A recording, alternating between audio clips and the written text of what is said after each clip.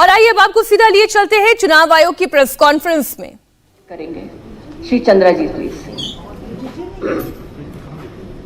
Honourable Shri Rajiv Kumar ji, election commissioner of India, honourable Shri Anup Chand Pandey, election commissioner of India, senior officers of the commission and all the friends of media. First of all, I welcome you to this press conference and I will apprise you about various meetings which we have taken place. जैसा कि आप सबको विदित है कि उत्तर प्रदेश में राज्य में विधानसभा का कार्यकाल 14 मई 2022 को समाप्त हो रहा है। राज्य में 403 विधानसभा निर्वाचन क्षेत्रों जिसमें कि 317 जनरल, 84 एससी तथा 2 एसटी असेंबली कंस्टिट्यूएंसी हैं, इनके लिए चुनाव होने हैं। भारत निर्वाचन आयोग स्वतंत्र, निष्पक्ष, प्रलोभन मुक्त और कोविड सेफ तरीके से विधानसभा का आगामी सामान्य निर्वाचन कराने के लिए प्रतिबद्ध है। आयोग का यह प्रयास है कि वरिष्ठ नागरिकों, दिव्यांगजनों, महिलाओं, नए मतदाताओं सहित सभी मतदाताओं की अधिकतम भागीदारी सुनिश्चित हो। राज्य में पहुंचने के बाद सर्वप्रथम हम सभी लोगों ने पॉलिटिकल पार्टीज के साथ मीटिंग की और इसके अंतर्गत all India Trinamool Congress, Bahujan Samaj party, Bharatiya Janata party, CPI, CPIM, Indian national Congress, nationalist Congress party, राष्ट्रीय लोकदल और समाजवादी पार्टी के प्रतिनिधियों ने आकर आयोग से मुलाकात की और अपने विचारों, समस्याओं और सुझावों से अवगत कराया।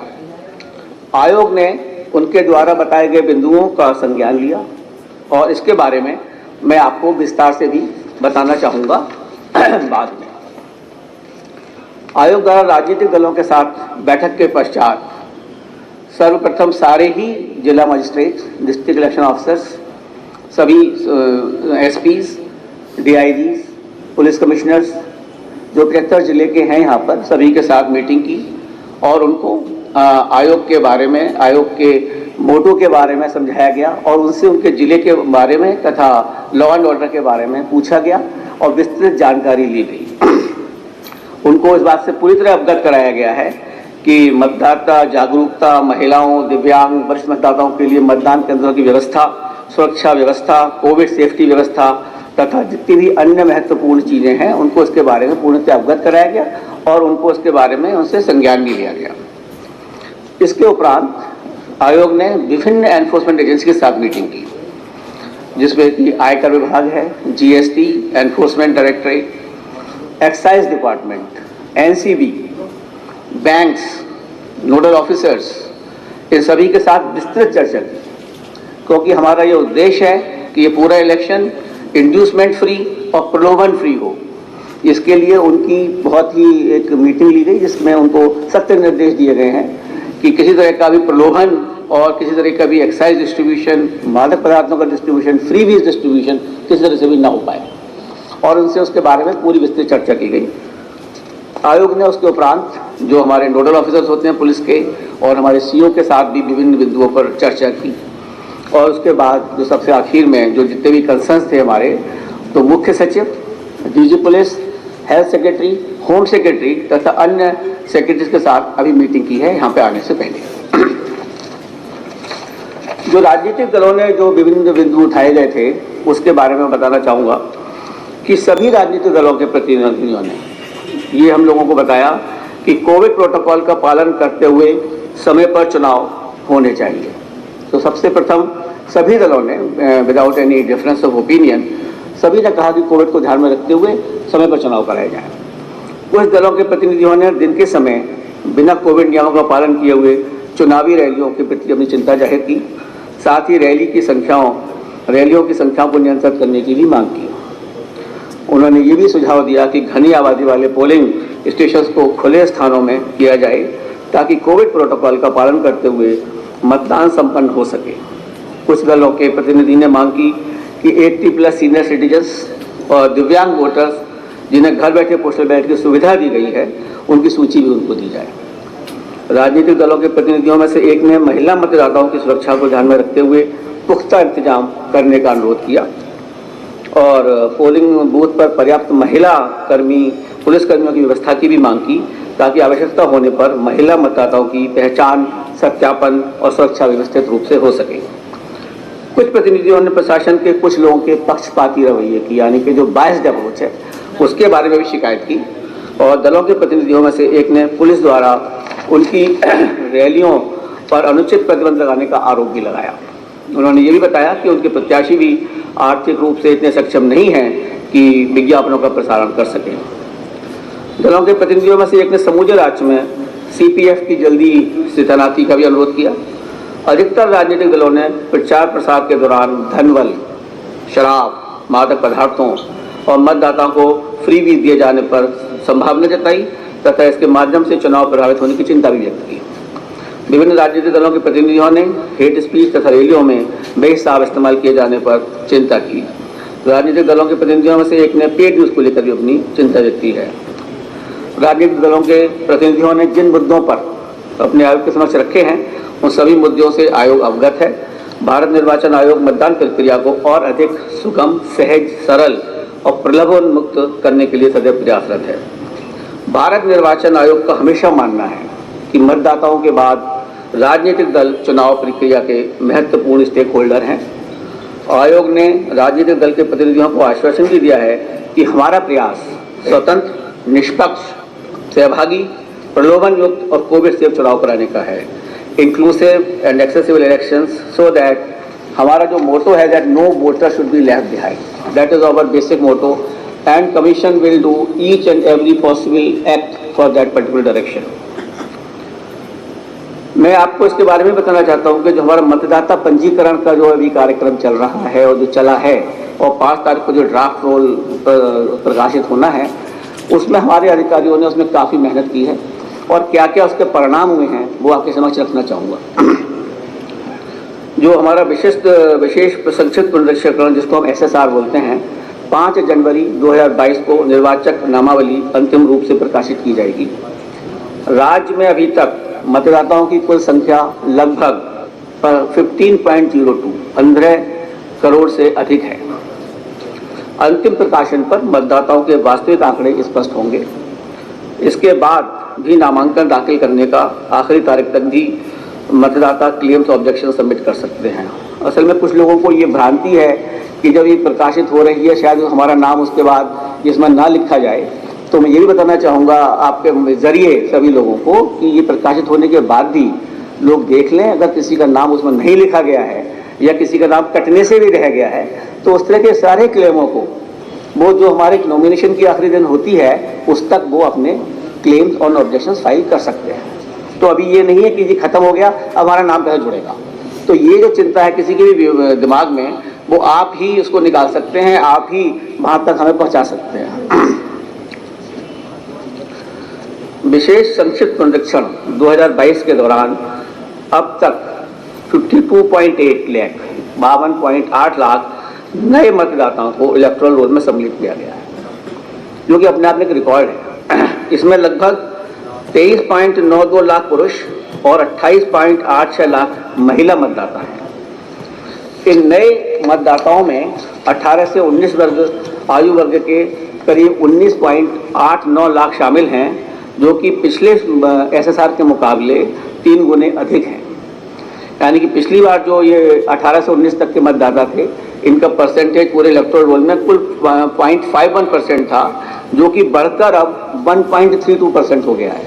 हमारा ये उद्देश्य है कि जितने लोग भी 18 साल 1 जनवरी 2022 को हो रहे हैं, वो सभी इलेक्टोरल रोल में शामिल हों।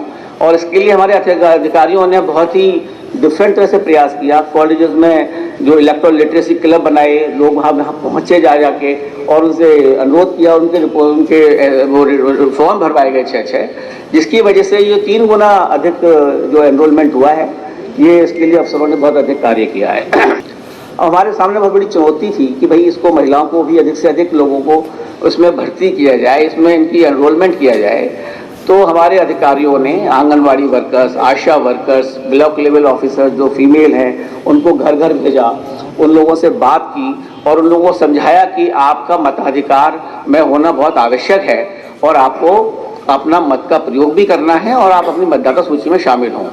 उसकी वजह से जो ये बढ़ा है 839 जो 2017 में था, उससे बढ़कर ये 868 पहुंच गया है, जो कि एक 29 पॉइंट प्रति 1000 के हिसाब से जो बढ़ा है, ये एक अपने आप में एक काफ़ी बड़ा वर्क है। और आप देखते होंगे कि जो पूरे शामिल हुए हैं उसमें 23.92 लाख पुरुष और 28.86 लाख महिला मतदाता है।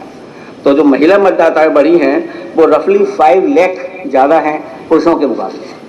तो ये जो इस दिशा में काम किया गया है, इसका रिजल्ट भी बहुत अच्छा आएगा, जो कि वोटर टर्नआउट जो मैं आपसे बाद में डिस्कस करूंगा उस पर भी इसका प्रभाव पड़ेगा और पूरा महिलाओं का इसमें पूरा योगदान रहेगा। ये हमारा एक अथक प्रयास है।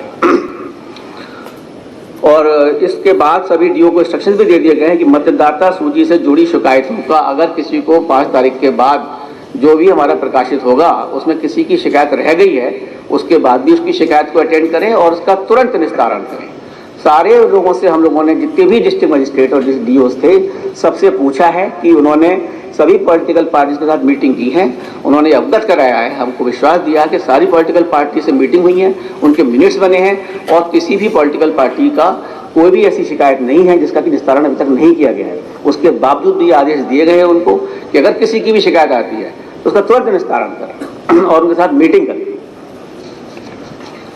मुख्य निर्वाचन अधिकारी ने हम लोगों को ये भी अवगत कराया तो हमारा जो प्रयास है दिव्यांगजनों के लिए, सीनियर सिटीजन्स के लिए एक समाज कार्यरत है और आयोग उसमें चाहेगा कि उनकी भागीदारी पूरी तरीके से हो। तो अभी तक जो पोजीशन है उसके हिसाब से इस राज्य में 10,64,266 दिव्यांग मतदाता हैं और 80 वर्ष से अधिक आयु के जो मतदाता हैं वो 24,03,296 मतदाता हैं और 2,97,442 सर्विस मतदाताओं को भी आइडेंटिफाई किया गया है। सभी मतदान पूरी तरीके से एक्सेसिबल होंगे, जहां पर हमारे दिव्यांगजनों को कोई परेशानी न हो, जहां हर तरह से सुविधा दी जाएगी जिससे कि सहजता से मतदान कर सकें। ये हमारा दायित्व है कि जो हमारे बुजुर्ग हैं और जो हमारे दिव्यांगजन हैं उनको हम मतदान के लिए प्रेरित करें और उनको अधिक से अधिक मतदान कराएं। हमारे इस प्रयास से अभी जो एक राज्य में इलेक्शन हुआ था, मैं आपको बताना चाहूँगा कि उसमें 90% जो दिव्यांगजन थे उन लोगों ने वोट दिया था। तो एक अपने आप में एक मिसाल है और हम चाहेंगे कि वो मिसाल हमारे इस राज्य में भी पूरी तरह से चले। और आपको जानकर खुशी होगी कि इस प्रदेश में पहली बार 80 वर्ष से अधिक आयु वर्ग के वरिष्ठ नागरिकों को, दिव्यांग मतदाताओं को और कोविड अफेक्टेड मतदाताओं को आयोग घर द्वारा घर पर ही बैठे हुए पोस्टल बैलेट की ऑप्शनल सुविधा प्रदान करेगा। मतलब कि आपकी इच्छा है, हम तो आपको चाहते हैं कि आप आए हमारे पोलिंग स्टेशंस पे जो कि पूर्णतः आपके लिए सुरक्षित हैं। उसके बावजूद भी अगर कोई लोग नहीं आना चाहते, जैसे 80+ के आदमी हैं, अगर वो नहीं आना चाहते हैं तो ECI will go to their doorstep. ECI is at the doorstep of these senior citizens, of these divyang persons and these persons who are absolutely COVID affected. We will go to their home. लेकिन इसमें पूर्णतः पारदर्शिता बढ़ती जाएगी। कुछ political parties का थोड़ा सा कंसर्न था। मैं बताना चाहूँगा कि जो लोग भी इस तरह से अपने फॉर्म भरेंगे और जो इसमें आना चाहेंगे कि हम घर से ही वोट देना चाहते हैं, उनका नाम पॉलिटिकल पार्टीज को दिया जाएगा। जो हमारी टीम जाएगी उसकी वीडियोग्राफी होगी, टाइम बताया जाएगा। और ये भी मेंटेन किया जाएगा सीक्रेसी डिस्टर्ब ना हो, because ultimately it has to be secret ballot. So secrecy maintain रहे, लेकिन साथ में पारदर्शिता हो और निष्पक्षता हो। ये एक बहुत बड़ी चीज़ है और चुनौती है जिसको कि हम लोग पूरा करेंगे और सभी लोगों को उसमें हम लोगों का सहयोग देना चाहिए कि अगर हम उनके घर पर जा रहे हैं, पहली बार इस तरह की सुविधा दी जा रही है। हालांकि बहुत से लोगों ने इसको नहीं लिया और उन्होंने कहा चूँकि ये तो एक पर्व है और हम लोग जाना चाहेंगे बूथ पर। तो जो हम लोगों ने बिहार में इस तरह से सबसे पहले शुरू किया था तो वहाँ पे कुल 3% लोगों ने कहा कि हम आपको घर बैठे बैठे हम इलेक्शन करेंगे, बाकी लोग तो सब बूथ पर ही आए थे। तो इस तरह से यहाँ पर भी हम चाहेंगे जो लोग फॉर्म भरेंगे उसकी विधिवत सूचना दी जाएगी पॉलिटिकल पार्टीज को और उनको पूरी तरीके से, जो मेरा एक सुझाव है हमेशा कि ECI is at your door step. तो ये इसके द्वारा हम चाहेंगे कि मतदान इसी तरीके से हो और उन लोगों को हम मतदान में भागीदारी बना सकें। तो मैं आपको मतदान केंद्र और मतदाताओं की सुविधा के बारे में बताना चाहूँगा। कोविड को ध्यान में रखते हुए पहले जो हमारे बूथ थे वो 1500 लोगों के ऊपर एक बूथ बनाया जाता था। हमने इसको घटाकर 1250 कर दिया है और इसलिए ऑन एन एवरेज 860 लोग एक बूथ के ऊपर बनाए गए हैं। इससे हमारी जो पोलिंग बूथ की संख्या है वो 11,000 बढ़ चुकी है ऑलरेडी। तो इसके कंसिक्वेंस में जितना स्टाफ वगैरह लगाना होता है वो भी बढ़ गया है, जिनके लिए ज़्यादा लोग लगाए जाएंगे। तो हमारे बूथ जो हो गए हैं वो 1,74,351 मतदान स्थल हैं और इस तरह के बूथ हमारे जो बढ़ाए गए हैं वो 11,000 हैं।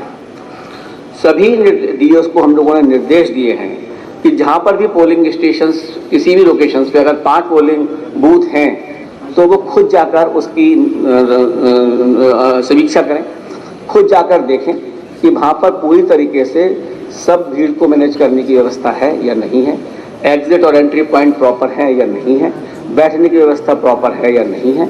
तो इस तरह से वो स्वयं खुद जाकर देखेंगे। कहीं कहीं जहाँ पर हैं 10-10 पोलिंग स्टेशंस भी हैं एक पर्टिकुलर लोकेशंस पे, जहाँ बहुत बड़े बड़े ग्राउंड्स हैं, बहुत बड़े बड़े कॉलेजेस हैं, but we have seen these officers will go themselves verify that proper arrangements are made.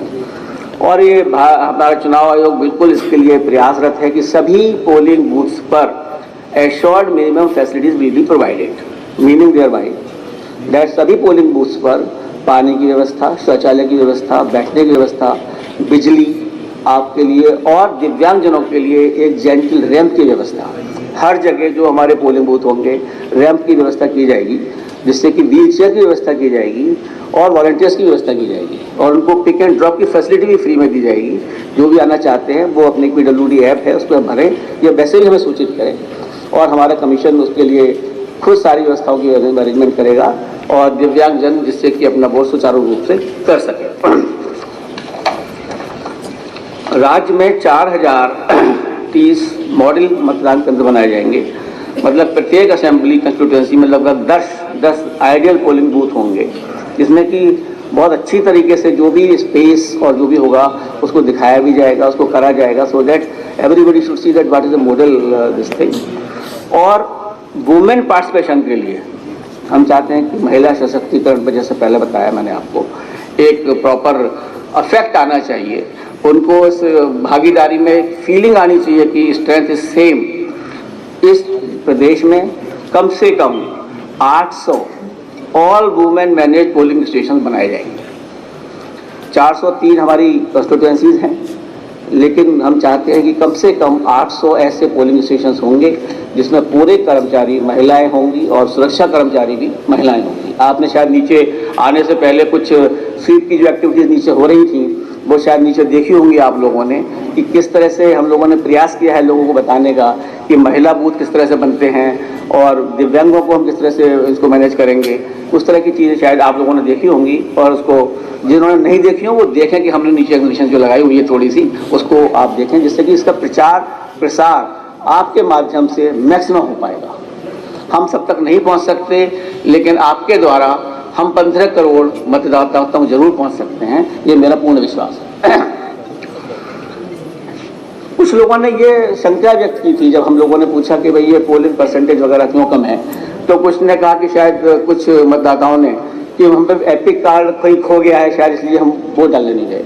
मैं बताना चाहूँगा कि एपिक कार्ड के अलावा 11 ऐसे दस्तावेज और हैं जिनके प्रूफ के द्वारा उनकी पहचान की जाएगी और अगर उनके पास मतदाता एपिक कार्ड नहीं भी है तो उनके जरिए वो जा सकते हैं वहाँ पे और उनको वोट डालने का अधिकार पूर्ण दे दिया जाएगा। जैसे पैन कार्ड है, पोस्ट ऑफिस द्वारा जारी पासबुक है, मनरेगा कार्ड है और आपका आधार कार्ड है। इस तरह के कई 11 हमारे दस्तावेज हैं जिनके थ्रू वो जा सकता है और कोई ये मतलब फील ही ना करे कि मेरा नाम अगर सूची में है और मुझे कोई एपिक कार्ड नहीं है तो मतदाता मैं कार्ड अपना उपयोग नहीं कर पाऊंगा, क्योंकि सबसे इम्पोर्टेंट चीज़ है अब वोट डालना। उसके लिए हमारा आयोग जो भी संभव प्रयास होगा उसमें कहीं पीछे नहीं हटेगा और अगर आपको भी कोई सजेशन देने होंगे तो आप हमें भेजें और हम चाहेंगे कि हमारे इस प्रदेश का टर्नआउट भी बढ़े, वो बहुत आवश्यक है, जिसके बाद में मैं आपको बताना चाहूँगा। जैसे कि 2019 के चुनावों से भी हो रहा है, इस बार भी उत्तर प्रदेश में सभी बूथों पर EVM एंड VVPAT सभी बूथों पर लगाई जाएगी और ऑनरेबल सुप्रीम कोर्ट के आदेशानुसार हर असेंबली कंस्टिट्यूएंसी में कम से कम 5 पोलिंग स्टेशन की VVPAT स्लिप्स को EVM काउंट से मैच किया जाएगा। आयोग ने सीईओ को ईवीएम और वीवीपैट के बारे में व्यापक जागरूकता और उपयोग में आसानी के लिए फिजिकल तथा डिजिटल पहुंच बढ़ाने के लिए भी कहा है कि सभी लोगों को इसके बारे में बताया जाए। अगर किसी की भ्रांति है उसको दिखाया जाए कि ये ईवीएम है, ये वीवीपैट है, और इसको आप खुद देख सकते हैं कि जो आपने बटन दबाया हुआ है वो आपको दिख रहा है। और आई थिंक देखने से बड़ा प्रमाण कुछ नहीं होता। Seeing is believing. If you can see it you can believe it, even that if you do not believe it you can not believe your eyes. तो इस तरह का जो प्रचार है उसको हम वीडियो के जरिए, फिजिकल पहुंच के जरिए और सभी जो वैन भी हैं उसके थ्रू हम लोगों तक पहुंचाने की कोशिश करेंगे कि सबको इसके बारे में पूर्ण जागरूकता हो। एक और इम्पॉर्टेंट स्टेप है पारदर्शिता के माध्यम में रखते हुए, जितनी नेट कनेक्टियाँ पूरे प्रदेश में पूरी तरह से नहीं है, उसके बावजूद 1,74,351 मतदान स्थलों में से एटलीस्ट 1 लाख मतदान स्थलों पर वेबकास्टिंग की जाएगी, लाइव वेबकास्टिंग पोलिंग बूथ के अंदर, कि सो दैट हम सबको दिखा सकें कि पारदर्शिता पूरी तरीके से है बूथ के अंदर। हम लोग खुद मॉनिटर करेंगे, डीओ मॉनिटर करेंगे, पूरा सिस्टम होगा मॉनिटर करने का, जिससे कि किसी बूथ की पारदर्शिता सभी के सामने उपलब्ध हो और किसी तरह की भी गड़बड़ी किसी भी बूथ में ना होने पाए। अब मैं आपको बताना चाहूँगा वोटर टर्नआउट के बारे में। देखिए, ये उत्तर प्रदेश एक बहुत बड़ा प्रदेश है। ये प्रदेश में अपने आप में एक बड़ा देश के बराबर एक वो है, जहाँ पे 403 असेंबली कंस्टिट्यूएंसीज हैं। उसके बावजूद यहाँ की जनसंख्या भी बहुत जागरूक है, पॉलिटिकली भी जागरूक है। उसके बावजूद 2017 में जो मतदान का प्रतिशत था वो कुछ 61% था, और 61% से लोकसभा का जब इलेक्शन हुआ तो और घटकर 59% रह गया। ये हमारे लिए एक थोड़ा चिंता का विषय है कि इस इतने बड़े प्रदेश में जहाँ पे पॉलिटिकल जागरूकता पूर्णतया है, वहाँ पर पोलिंग परसेंटेज इतना कम क्यों है। तो हमने इस चीज़ के लिए सभी जिला निर्वाचन अधिकारियों को भी आदेश दिए और उसकी समीक्षा भी की है हम विभिन्न टाइम पर कि ये क्यों कम है और इसके लिए हम लोगों को क्या करना चाहिए। तो सभी डिस्ट्रिक्ट मजिस्ट्रेट्स ने, जितने भी डीओज हैं हमारे, उन्होंने खुद देखा कि कहाँ कहाँ हमारी जो असेंबलीज़ हैं, जहाँ जहाँ हमारे बूथ हैं, जहाँ पर कम परसेंटेज है स्टेट एवरेज से भी, उनको चिन्हित किया है और वहाँ पर जागरूकता के लिए विभिन्न प्रयास किए गए हैं, जिसमें कि आंगनबाड़ी और आशा वर्कर्स के थ्रू पहुँचा गया है। कुछ महिलाएं आइकन्स हम लोगों ने बनाई है, वहाँ पहुँचा गया है और आइडेंटिफाई किया गया है कि क्यों मतदान है। उनको जागरूकता करने के लिए स्वीप की एक्टिविटीज़ बढ़ाई गई हैं, जिससे कि उनको वोटिंग के लिए प्रेरित किया जा सके और वो वोट डालने आए। और जैसे मैंने बताया कि ऑलरेडी हमने महिलाओं को और युवाओं को इस बार काफ़ी हद तक इसमें इन्वॉल्व किया है, तो इसलिए हमें उम्मीद है कि उनके भागीदारी के द्वारा जितने अवेयरनेस प्रोग्राम चलाए जाएंगे वो उसमें भागीदारी करेंगे और जो ये परसेंटेज वोटिंग परसेंटेज का है ये बढ़ना चाहिए। और मैं चाहूँगा कि आप लोग भी इस दिशा में प्रयास करें कि मतदाता का जो मताधिकार मिला है उसको हम खाली 61% लोग यूज़ कर रहे हैं। ये एक ऐसा देश था जहाँ पर आज़ादी के फ़ौरन बाद सभी 18 वर्ष से लोगों को ऊपर कोई मतदान प्राप्त हो गया था, सारे एडल्ट लोगों को। तो इसकी हम लोगों को महत्ता समझनी चाहिए और इसमें हमें भागीदारी लेनी चाहिए, तभी हम इस चीज़ के हकदार होंगे कि सरकार ने ये काम अच्छा किया या नहीं किया। वरना अगर 60% मतदान रहेगा तो ये काफ़ी कम है, जो कि इस स्टेट को बढ़ाना पड़ेगा। और हमारे सारे प्रयास होंगे इसमें, बूथ की अवेयरनेस, पोलिंग की अवेयरनेस, लोगों की अवेयरनेस, सूरी स्वीप एक्टिविटीज़ जो हमारी होंगी वो इसके ऊपर चलेंगी। अब मैं आपको बताना चाहूँगा कोविड प्रोटोकॉल के बारे में, क्योंकि ये एक अचानक एक नया आयाम जुड़ गया है, जो कि अभी तक लग रहा था कि कोई कोविड की प्रॉब्लम नहीं है। और अभी मैं यहाँ पर आने से पहले कमीशन ने हेल्थ सेक्रेटरी से भी बात की और मुख्य सचिव से भी बात की इसके बारे में। तो जो आज बताया गया हम लोगों को कि यहाँ पर 86% लोगों को यूपी में पहली डोज लग चुकी है वैक्सीनेशन की और 49% लोगों को सेकंड डोज भी लग चुकी है, यानी कि रफली 50% लोग यहाँ पर फुल्ली वैक्सीनेटेड हैं। और ये भी हमें आश्वासन दिया गया है कि 15-20 दिन के अंतर्गत सभी एलिजिबल लोगों को और जो यहाँ पर अवेलेबल हैं उनको पहली डोज सबको लग जाएगी। हम लोगों ने आदेश दिए हैं कि इसको फौरन ही कार्यवाही की जाए और वैक्सीनेशन को बढ़ाया जाए, जिससे कि जल्दी से जल्द एटलीस्ट 100% लोग should be absolutely with A first dose and all eligible should be given the second dose also. And जो यहाँ पर मैंने ओमाइक्रोन के केस के बारे में भी समीक्षा की कि पूरे यूपी में कितने केस आए हैं, तो मुझे मालूम पड़ा कि केवल 4 केस अभी तक यहाँ आए हैं। उसमें से 3 लोग तो ठीक होकर वापस भी चले गए हैं, वो लोग बाहर से ही आए थे एंड नोएडा, गाजियाबाद, मेरठ की उसमें थे, एक रायबरेली में था। तो वो लोग 3 तो ठीक भी होकर वापस चले गए, वो निगेटिव हो चुके हैं। एक शायद अभी कल परसों में कोई आया है, उसको ये लोग देख रहे हैं। तो ऐसा यहाँ प्रदेश के अंदर माइक्रोन का कोई ओमाइक्रोन का ज़्यादा इफेक्ट अभी तक नहीं है। उसके बावजूद भी इन लोगों को हम लोगों ने पूरी तरीके से ये बता दिया गया है कि कोविड को देखते हुए, और हमने इसके बारे में यूनियन हेल्थ सेक्रेटरी से भी चर्चा की थी यहाँ पर आने से पहले। We had already met the health secretary of union of India, और उनसे भी इसके बारे में पूरी चर्चा करी थी कि covid vaccination in 5 poll bound state में बढ़ाना ही पड़ेगा और it has to be expedited. Simultaneously we have also directed them that all polling officials who will be on the duty will be absolutely fully vaccinated. 100% vaccination वही लोग होंगे जो duty पर लगाए जाएंगे, और जो हमारे पोलिंग ऑफिशियल्स हैं उनको फ्रंट लाइन वर्कर का दर्जा दिया जाएगा और उसके लिए आदेश जारी हो चुके हैं। और जो भी एलिजिबल होंगे उनको बूस्टर डोज का भी प्रावधान किया गया है और वो उनको प्रायोरिटी पर दी जाएगी। कोविड की दृष्टिगत भी जो सभी चीज़ें आवश्यक हैं वो हर पोलिंग बूथ पर होंगी। हमारा हर polling booth covid compliant behaviour के साथ वर्क करेगा। सभी डीओस को निर्देश दिए गए हैं और उन लोगों ने सामग्री जितनी भी है, जैसे थर्मल स्कैनर हैं, मास्क हैं, सैनिटाइजर्स हैं, they have already been under the process of procurement and each and every voter who comes to the polling stations will be provided these facilities also, and इन लोगों के social distancing का भी पूरा ध्यान रखा जाएगा। इसीलिए सारे डीओस को कहा गया है कि खुद जाकर देख कर आएँ। इसीलिए पोलिंग स्टेशंस का जो नंबर है वो बढ़ाया गया है और लोगों को जो है कम किया गया है। और इसके अंतर्गत ही मैं एक चीज़ और कहना चाहूँगा जो मैं आपके थ्रू बताना भी चाहता हूँ। अभी तक कमीशन ने ये डिसीजन लिया है कि पोलिंग टाइम का भी 1 घंटे बढ़ाया जाएगा। तो अभी तक यहाँ पर 8 से 5 तक था, उसको 1 घंटा बढ़ा दिया जाएगा, जिससे कि सोशल डिस्टेंसिंग अगर हम मेंटेन करते हैं और थोड़ा ज़्यादा टाइम लगता है तो उसको भी उसमें संज्ञान में लिया जाएगा और ये 1 घंटे का टाइम अक्रॉस द स्टेट बढ़ा दिया जाएगा, एक्सेप्ट जहाँ LWE अफेक्टेड एरियाज हैं उसको ध्यान में रखते हुए बाकी पूरे स्टेट में 1 घंटे का टाइम सबको बढ़ा दिया जाएगा। और राज्य, जिला और विधानसभा के स्तर पर भी हेल्थ नोडल ऑफिसरों को भी नामांकित कर दिया गया है। सारे हेल्थ नोडल ऑफिसर्स को नामांकित किया गया है। They will be responsible for the district at every booth level also. There will be nodal officer of health who will ensure that all polling booths are fully sensitized। और उनका जो पूरा sanitisation है वो भी प्रॉपर है। जो mask वगैरह होंगे उनका जो वेस्ट डिस्पोजल है उसको प्रॉपर तरह से किया जाएगा, जिससे कि किसी तरह की भी शंका किसी के दिमाग में ना हो। और प्रॉपर कम्युनिकेशन भी किया जाएगा कि हमारे बूथ जो है वो प्रॉपरली मैनेज्ड हैं, सैनिटाइज्ड हैं, आप अपना वोट इसमें आकर कर सकते हैं।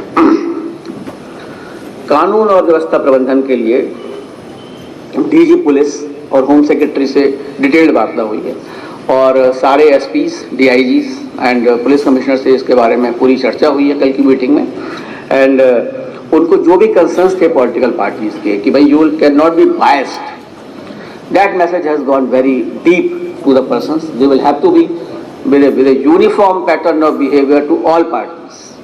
They cannot be biased for as far as the elections are concerned, so that every political party will have to be given a level playing field. Nobody can favor the one party at the cost of any other party. और इसके अंतर्गत जो हमारे commission के आदेश होते हैं कि जो भी अधिकारी 3 साल से ऊपर किसी भी इलेक्शन प्रोसेस में जो लोग लगे हुए हैं और वो 3 साल से अधिक किसी जगह पोस्टेड हैं उनका ट्रांसफ़र किया जाएगा। और उस तरह का certificate chief secretary and DG police दोनों आयोग को 31 तारीख के दिसंबर के बाद भेजेंगे। मैं ये बताना चाहता हूँ जो आज सुबह की समीक्षा हुई है उसमें 5000 से अधिक पुलिसकर्मियों का ऑलरेडी ट्रांसफ़र हो चुका है और जो थोड़े बहुत रह गए हैं वो कर दिए जाएंगे। और 1 जनवरी को उन दोनों ने आश्वासित किया है कि सर्टिफिकेट हम लोगों को दिया जाएगा।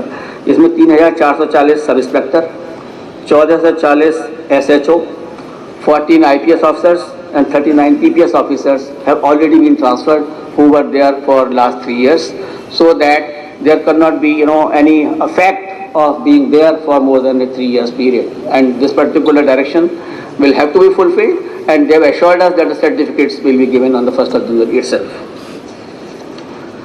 आयोग ने सभी अंडर दिस कानून व्यवस्था के प्रबंधन में वल्नरेबल तथा सेंसिटिव कंस्टिट्यूएंसी को, क्रिटिकल कंस्टिट्यूएंसी को ऑब्जेक्टिव क्राइटेरिया पर निर्धारित करने के निर्देश दिए हैं, जिससे कि किसी तरह की भी सब्जेक्टिविटी ना आने पाए और जो रियली वल्नरेबल हेलमेट्स हैं वहाँ के लोगों को कम से कम किसी तरह से कोई वोट डालने को रोक ना पाए, और पूरा उनका कॉन्फिडेंस बिल्डिंग मेजर्स किए जाएंगे जिससे किसी तरह की उनको अव्यवस्था ना हो, हर आदमी सुचारू रूप से वोट डाल सके।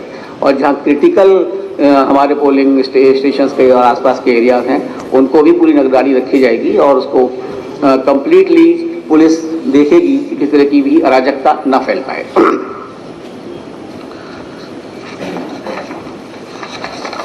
सभी सीमा चौकियों पर 24 घंटे सीसीटीवी निगरानी कैमरों से रखा जाएगा। अनैतिक गतिविधियों को रोकने के लिए मजबूत सीमा जांच के लिए विस्तृत योजना तैयार की जाएगी। निर्देश दिया कि राज्य पुलिस की सीमावर्ती राज्यों के समकक्षों के साथ नियमित बैठक की जाए और सीजस की वीकली रिपोर्ट समीक्षा करें। सभी जो हमारे राज्य से लगे हुए राज्य हैं और इंटरनेशनल बॉर्डर्स हैं, सभी को ये निर्देश दिए गए हैं कि जो दूसरे राज्यों के समकक्ष अधिकारी हैं up to the chief secretary level, they will have a meeting and they will ensure that those persons cannot infiltrate through the borders of the other states to create any nuisance into the poll processes of this particular state.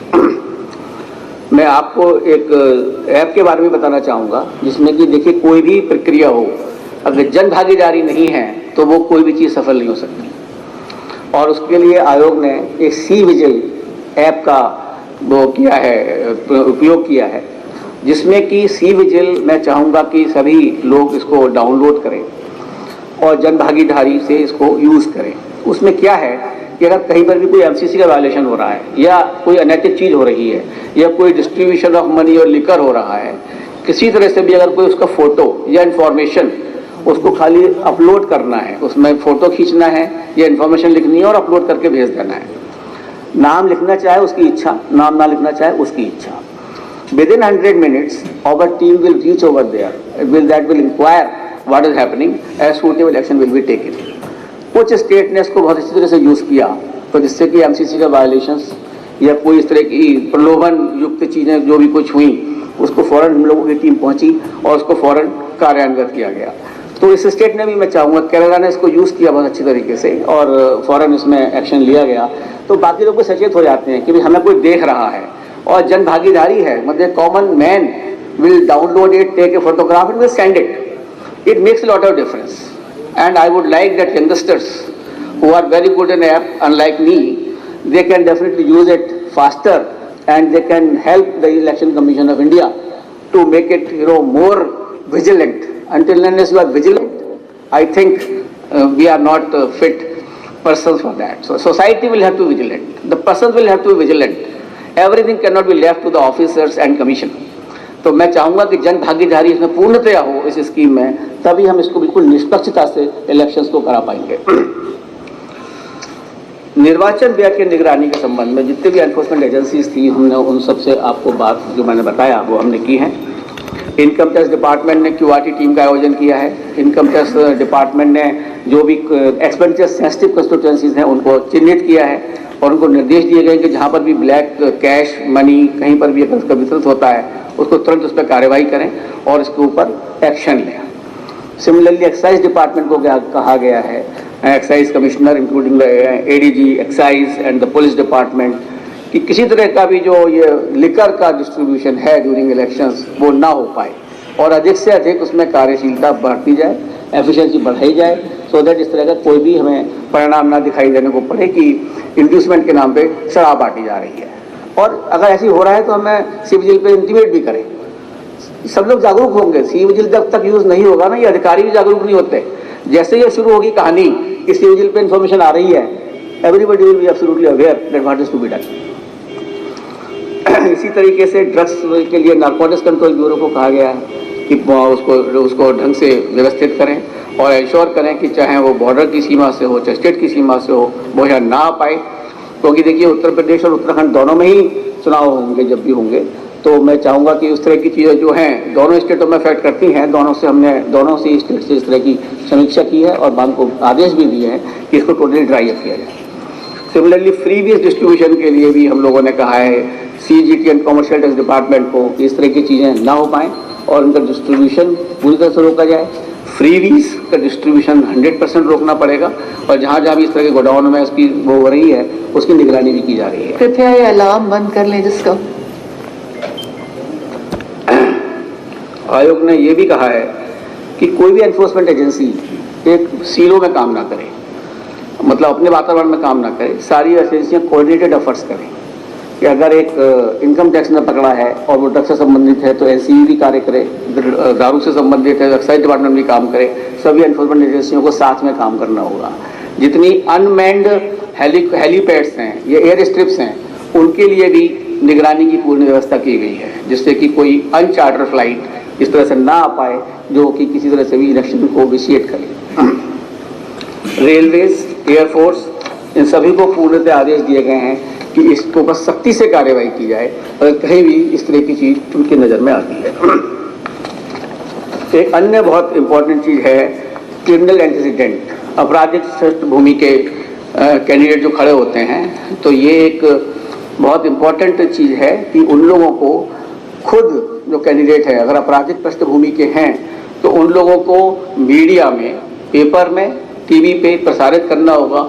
Along with affidavit तो file करेंगे ही करेंगे, जो हमारे सामने समक्ष करते हैं कि ये मेरे खिलाफ धाराएं लगी हुई हैं, मेरी क्रिमिनल पृष्ठभूमि है।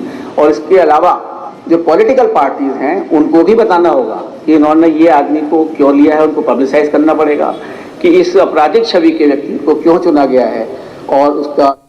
इंडिया टीवी हर वक्त हर जगह डाउनलोड करने के लिए सर्च करें India TV news Google play store या ऐप स्टोर पर।